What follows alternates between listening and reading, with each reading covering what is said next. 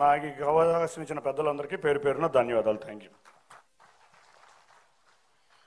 ధన్యవాదాలండి. తర్వాత రాష్ట్ర సమాచార పౌర సంబంధ శాఖ మంత్రులు శ్రీ కొలుసు పార్థసారథి గారిని మాట్లాడవలసిందిగా కోరుతున్నాం.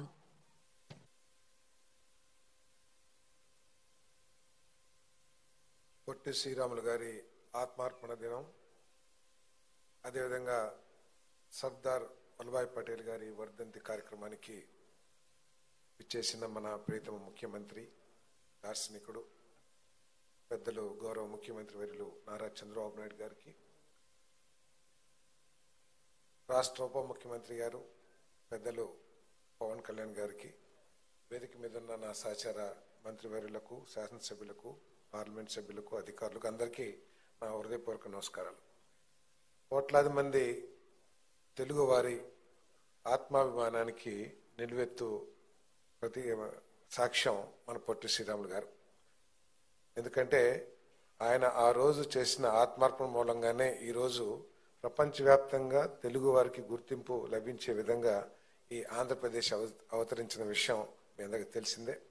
మరి ఈ ఆత్మార్పణ చేసిన పొట్టి శ్రీరాములు గారి వర్ధంతి కార్యక్రమాన్ని, ఈ ఆత్మార్పణ దినాన్ని ఘనంగా నిర్వహించాలని చెప్పేసి మన ముఖ్యమంత్రి గారు నిర్ణయించటం, మరి ధర్మిల రాష్ట్ర వ్యాప్తంగా ప్రతి నియోజకవర్గంలో కూడా ఈ కార్యక్రమాన్ని పొట్టి శ్రీరాములు గారి గౌరవం ఇంకా పెరిగే విధంగా ఈ కార్యక్రమాలు నిర్వహించాలని చెప్పేసి ఆదేశాలు ఇవ్వటం కూడా జరిగిందని చెప్పేసి మనం చేస్తా ఉన్నాను.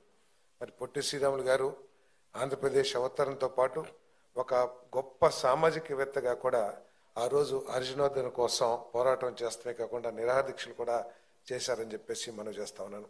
1900 మన స్వాతంత్ర్యంకు ముందు ఏ విధంగా ఈ దేశంలో హరిజనులందరినీ కూడా కించపరిచేవాళ్ళు, అంటరాని మహమ్మారి ఏదైతే ఉందో ఆ రోజు ఎంత ప్రబలి ఉందో దేశవ్యాప్తంగా మనందరికీ కూడా తెలుసు.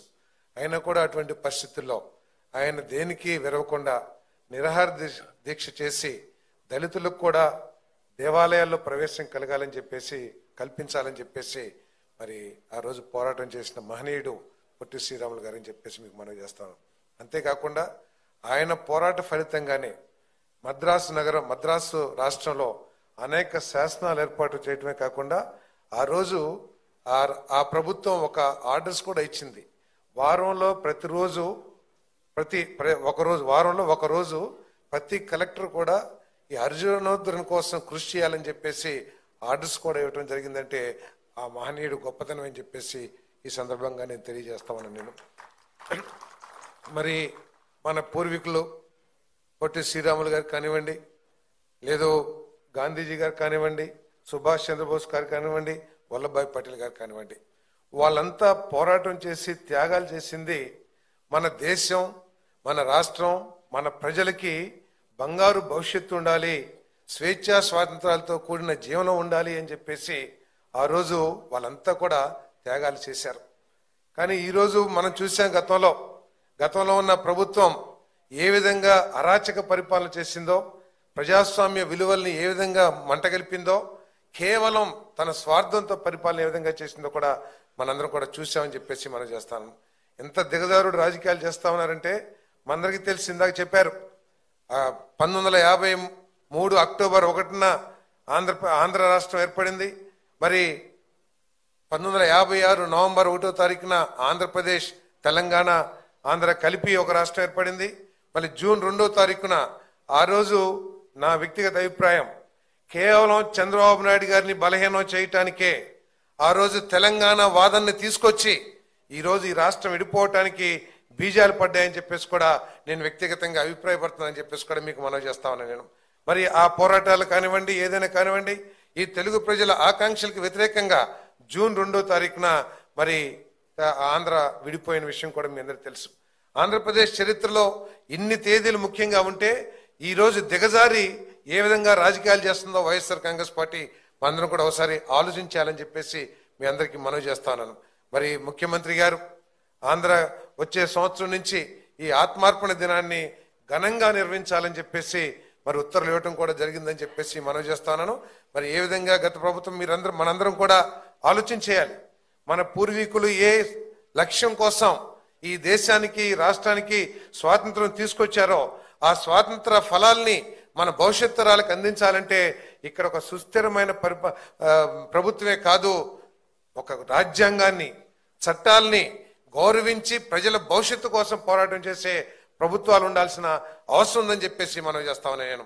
ఈ రోజైతే స్వార్థంతో కూడిన వ్యక్తులు అధికార పీఠం మీద కూర్చుంటారో ఆ రోజు వారికి మేలు జరిగిద్దేమో, కానీ ప్రజలకు మాత్రం అంతా కూడా నాశనమే జరుగుతుందని చెప్పేసి మీ అందరికీ మనం చేస్తామని నేను. ఎంత ఘోరమైన పరిపాలన చేస్తారో ఒకసారి ఆలోచన చేయండి. వాళ్ళకి స్వార్థమైన ఎజెండానే తప్పితే, కేవలం వేరే వాళ్ళకి పేరు వస్తుందనే ఒక కుచితమైన బుద్ధి తప్పితే పోలవరాన్ని నాశనం చేశారు. ఆంధ్రప్రదేశ్, పోలవరం అనేది ఆంధ్రప్రదేశ్ యొక్క మరి లైఫ్ లైన్ అనేది కూడా తెలుసు. ఈరోజు మాట్లాడుతున్నారు ఏం వెల్త్ సృష్టించారు అని చెప్పేసి, చంద్రబాబు నాయుడు గారు ఏం వెల్త్ సృష్టించారు అని చెప్పేసి వైఎస్ఆర్సీపీ మాట్లాడుతూ ఉంది. మీరు చేసిన నాశనాన్ని, మీరు చేసిన విధ్వంసాన్ని మళ్ళీ తిరిగి పట్టాలెక్కించడమే పెద్ద వెల్త్ ఈ రాష్ట్రానికి అని చెప్పేసి మీ అందరికీ మనం చేస్తామని నేను. మీరందరికీ కూడా తెలుసు ఏ విధంగా ఈ రాష్ట్రంలో ప్రజలు నష్టపోయారో. 10 సెంట్లు ఉన్న రైతు దగ్గర నుంచి 10 ఎకరాలు ఉన్న రైతు వరకు కూడా ఏ విధంగా భూముల విలువలు పడిపోయి ఎవరు కూడా పెట్టుబడికి రాని పరిస్థితులు ఏ విధంగా ఉన్నాయో ఆ ప్రభుత్వంలో మనందరం కూడా చూసాం. అదే ప్రభుత్వం కొనసాగినట్లయితే ఈ రైతులు కానివ్వండి, ప్రతి ఒక్కరు కూడా వాళ్ళ ఆస్తుల విలువ మనందరం కూడా చూసుకుంటాం. మన తండ్రి ఉన్నప్పుడు నాకు 10 లక్షల ఆస్తి ఉంటే ఈ రోజు 10 కోట్ల ఆస్తి పరుణ్ణి నేనని చెప్పేసి ఈ రాష్ట్రంలో కోట్లాది మంది సంతోషపడతారు. ఏ విధంగా ప్రభుత్వ పరిపాలన మూలంగా అవన్నీ కూడా ఆస్తుల విలువలు పెరుగుతాయి. ప్రభుత్వం చేసే విధానాల మూలంగా, కేవలం ఆ ప్రభుత్వం చేసిన విధానాల మూలంగా భూముల రేట్లు పడిపోయి ఏ విధంగా రైతులు నష్టపోయారో, ఆఖరికి పండించిన పంటను కూడా అమ్ముకోలేని పరిస్థితి ఈరోజు మాట్లాడుతూ ఉన్నారు. రైతులకు ఏం చేసిందని చెప్పేసి ఆ రోజు ప్రభుత్వం కొన్న ధాన్యానికి 4 నెలలు కూడా డబ్బులు ఇవ్వలేకపోతే ఈ ప్రభుత్వం వచ్చిన తర్వాత మొత్తం 1620 కోట్లు కట్టడమే కాకుండా ఈ రోజు రైతు పండించిన ప్రతి గింజని కొనడానికి మేము సిద్ధంగా ఉన్నామని చెప్పేసి ప్రకటించి వారు అమ్మిన ధాన్యానికి 24 గంటలు కాదే సుమా 6-7 గంటల్లో కూడా డబ్బులు చెల్లించిన ప్రభుత్వం ఈ దేశంలో ఏదైనా ఉందంటే అది చంద్రబాబు నాయుడు గారి కూటమి ప్రభుత్వం అని చెప్పేసి మీ అందరికీ సెవెనింగ్గా మనం చేస్తాను నేను. ఈరోజు విజన్ చెప్తా ఉన్నారు. ఏముంది విజన్? మళ్ళీ పాతకాలం చంద్రబాబు నాయుడు గారు. ఎస్, పాతకాలం చంద్రబాబు నాయుడు గారే. ఆ రోజు విజన్ డాక్యుమెంట్ ఇచ్చినప్పుడు మనందరం కూడా చాలా మంది దాన్ని ఎద్దేవా చేసి ఉండొచ్చు, కానీ అవన్నీ కూడా వాస్తవాలు. మన పిల్లలు ఏ విధంగా అభివృద్ధి చెందారో ఆయన విజన్ మూలంగా మనందరం కూడా చూసాం. ఆయన అరెస్ట్ చేస్తే ఆంధ్రప్రదేశ్లోనే కాదు రోడ్డు మీదకి వచ్చింది జనం. 138 దేశాల్లో యువకులందరూ కూడా రోడ్డు మీదకి వచ్చి చంద్రబాబు నాయుడు గారికి అన్యాయం చేశారంటే ఆయన విజన్ మూలంగానే వీళ్ళందరూ కూడా అని చెప్పేసి మనం చేస్తామని నేను. ఈరోజు ప్రతి పేద ఇంట్లో కూడా అమెరికాలో ఉన్నారు. అమెరికా అంటే బలహీన వర్గాలు, దళితులు, అమెరికా అంటే ఎక్కడో ఉందని సినిమాల్లో చూస్తామే తప్పితే అమెరికా వెళ్ళిన కుటుంబాలు చంద్రబాబు నాయుడు గారు ఈ రాష్ట్రంలో ముఖ్యమంత్రి కాకముందు చాలా తక్కువ మంది ఉండేవాళ్ళు అని చెప్పేసి మనం చేస్తాను. ఈ రోజు దళిత వాడికి వెళ్ళండి, బలహీన వర్గాల కాలనీకి వెళ్ళండి, ప్రతి ఇంట్లో కూడా చాలా మంది ఇళ్లలో అమెరికా వెళ్ళి సెటిల్ అయ్యి వాళ్ళ తల్లిదండ్రులకి మంచి ఇల్లు కట్టించే పరిస్థితి వచ్చిందంటే ఆయన విజన్ అని చెప్పేసి మనం చేస్తామని నేను.